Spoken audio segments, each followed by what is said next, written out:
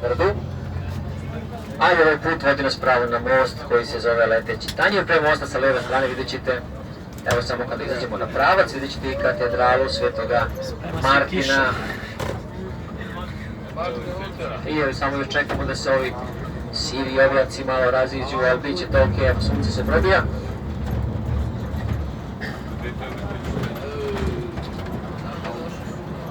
Evo pravo ispred vas vidite pre svega katedralu, a onda pravo vidite Leteći tanjir. Sa druge strane novi deo grada, uglavnom betonske stakle, da, Novi Beograd.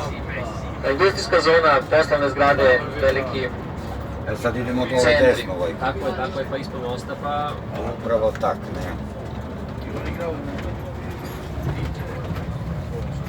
Od mostovu.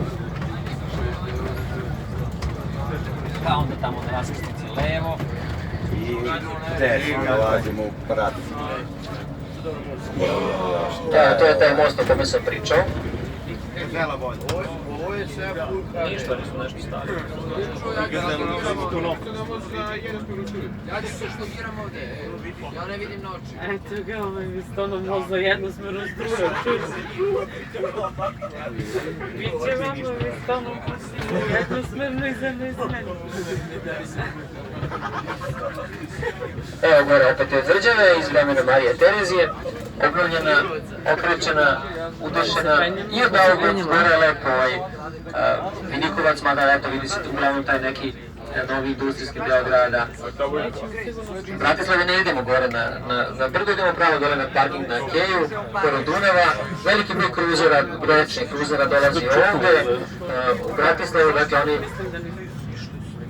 oni ovdje dođu pa se šetaju, naravno razgledaju grad i ne samo ovaj grad, nego sve druge gradove koji se nalaze na Dunavu, između ostalih i Novi Sad i Beograd.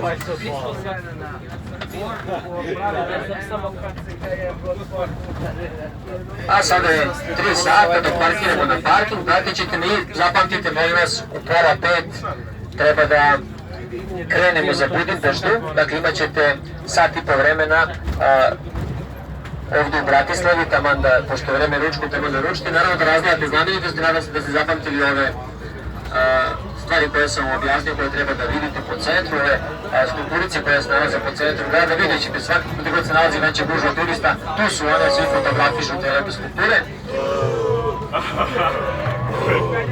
Ali molim vas kada bude autobus stao na parking, vi ćete me pratiti da biste znali put nazad od autobusa, lako je, Bratislava je laka za snalaženje, vidjet ćete i sami, pratit ću vas najbližim, provešću vas najbližim i najlakšim putem, tako da možete lagano da prođete, a evo možete i da mašete vašim drugarima koji se nalaze upravo ovdje, prelaze ulicu. Oni su išli okolo, ali su išli autoput. A što mi nisu? Pa eto. Kako Zoko da stignu pre od nas, a? Ne znam.